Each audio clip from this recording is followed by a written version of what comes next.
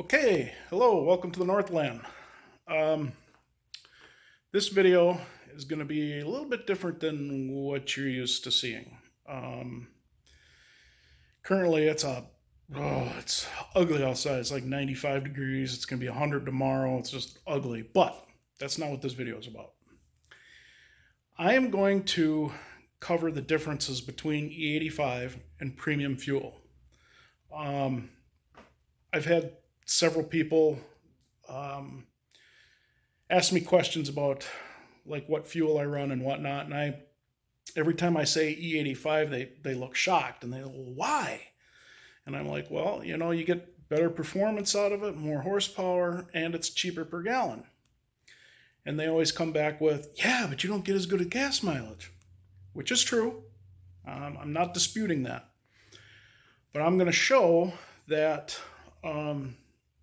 even though that's the case, now maybe for some of you it doesn't make sense. If your other car is a Prius or a Taurus or something like that, I get it. But for me, my other car is an older pickup truck, a 5.4 liter 2000 F-150. I average about 16 miles to the gallon highway if I'm not pulling anything. 17 miles a gallon maybe if I have a tailwind. If I'm pulling my boat or something, it's probably 13 miles a gallon. Okay, so even though I'm not getting as good a gas mileage with E85, it is still cheaper for me to run E85 in the car than it is for me to drive my truck. I still get better gas mileage. And I'll show, even getting on it occasionally, I can get 19 miles to the gallon. Now, I also argue the fact that if you have a Mustang and you're putting mods in it to make horsepower, why are you worried about gas mileage? Okay, that's like saying I want to eat cake and ice cream, but I don't want the calories.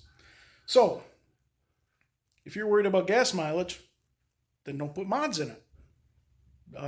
Get yourself an EcoBoost or whatever. But I just want to show the differences. We'll do the math. I'll show you the price at the pump, and we'll go from there. So, with no further ado, let's get started.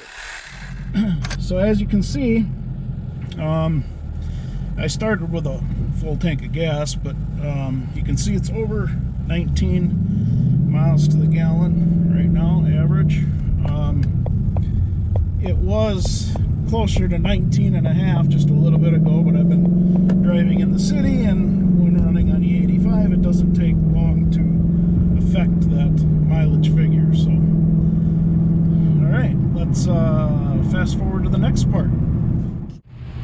So as you can see, E85 is $3.47 a gallon.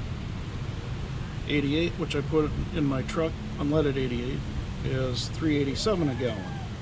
So we'll do the math when we get home, and we'll see what it comes out to.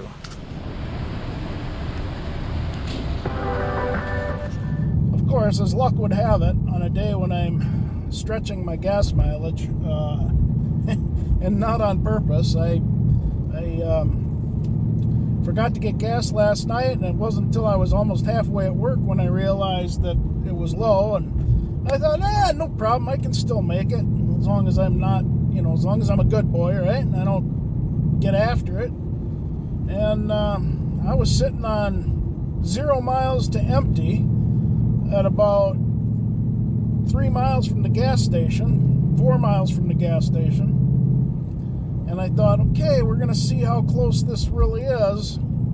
And wouldn't you know it, I get stuck behind a slow dump truck. Then some guy with a trailer who was just putzing along where I couldn't get around him. Then we get stopped at a light. And then past the light, must have been some accident down from where I needed to, in the direction I needed to go. So traffic was backed up for about 2 miles.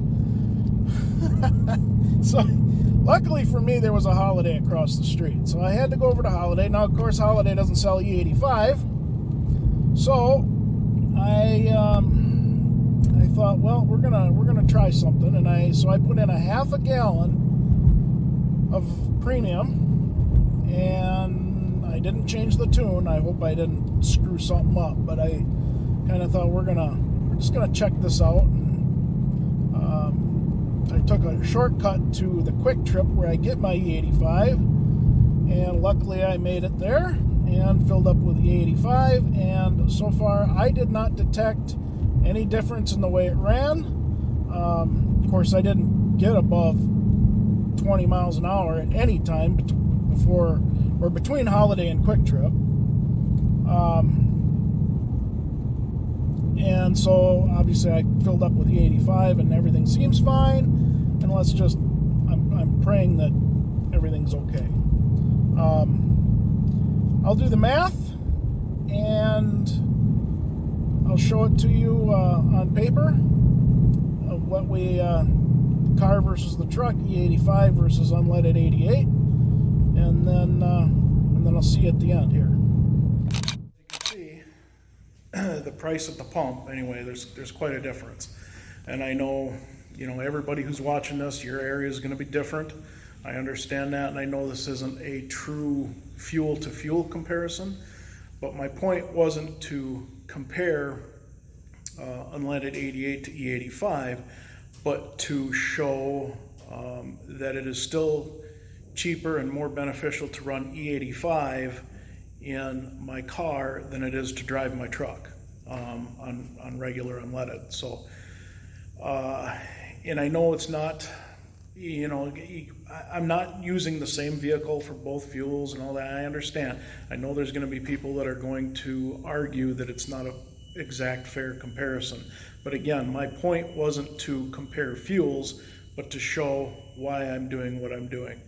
So let's do some math. If anybody sees a discrepancy in my California math, please let me know, and I'll try and correct it. But for my truck, and this is the closest I could find, because I didn't know exactly what my fuel tank was, but this is the closest I could come up with for my truck. So we've got a 25-gallon tank, and I get about 16 miles to the gallon. At $3.87, it costs me $96.75 roughly to fill up, and that would be if it's completely empty, of course, which gives me about 24 cents, per mile. For the car, we've got a 16-gallon tank, and as I showed, about, let's just say 19 miles to the gallon to keep it simple. At $3.47, it would give me almost $55.52 to fill up, and again, from complete empty, bringing us to roughly 18 cents per mile. So as you see, it's definitely more beneficial to run E85.